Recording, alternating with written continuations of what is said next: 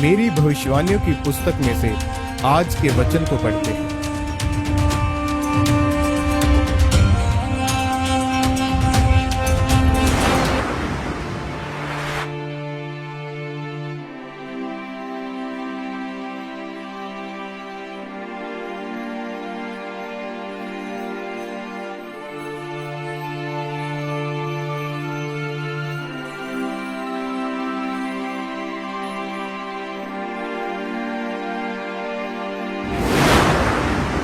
परमेश्वर के वारिस, जैसा कि गलातियों की पुस्तक उसके 4 अध्याय की पहली आयत में लिखा, मैं ये कहता हूँ कि वारिस जब तक बालक है, यद्यपि सब वस्तुओं का स्वामी है, तो भी उसमें और दास में कोई भेद नहीं। मेरे प्रियो, अगर आप कई सालों से मसीह में हैं, लेकिन अगर आप आत्मा में बच्चे हैं, तो आप में और एक विश्वासी में कोई फर्क नहीं है। जैसे जब तक बच्चा एक छोटा है और वो अपने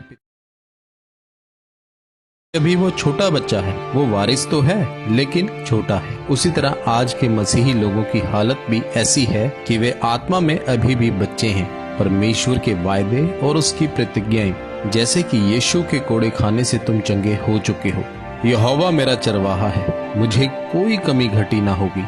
यह परमेश्वर के वायदे आपके लिए हैं। लेकिन आज भी मसीही लोग बीमारियों में, नशे में, पाप में हैं। क्यों? क्योंकि वे आत्मा में अभी भी बच्चे हैं। मेरे प्रियो, परमेश्वर के वायदे हर एक जन के लिए हैं कि मैं तुझे आशीषित करूंगा। जो आंसू बहाते हुए बोते हैं, वे जय जयकार करते हुए लम्हे पाएंगे।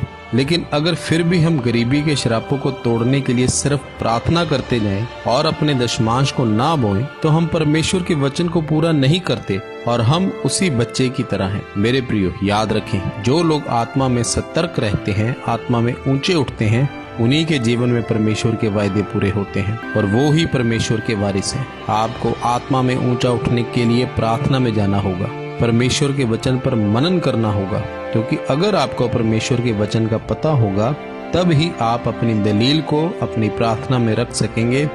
लेकिन अगर आपको वचन का पता नहीं होगा, तब आप रोते रहेंगे और अपनी भावनाओं के साथ प्रार्थना करते रहेंगे और आपको कोई उत्तर नहीं मिलेगा। जब तक हन्ना भी अपनी भावनाओं से रो रो कर प्रार्थना करती रही, तब तक परमेश्वर ने उसकी प्रार्थना को नहीं सुना। मेरे प्रियो, पतरस प्रभु यीशु मसीह के चेलों में से परमेश्वर का एक सामर्थी दास था और जब उसने परमेश्वर के वचन के बीच से प्रार्थना की, तो 120 लोगों पर पवित्र आत्मा उतरा था, क्योंकि पतरस प्रार्थना में और परमेश्वर के वचन पर चलने वाला व्यक्ति था। परमेश्वर का वचन ही आपका संविधान है और आपको उसी संविधान के बीच से अपनी आशीषों के लिए और अपनी गवाहियों के लिए लड़ना है। इसलिए मेरे प्रियो, अपनी कमियों को दूर करके अपने आप को जांचें और पतरस की तरह आत्मा में ऊंचे उठें।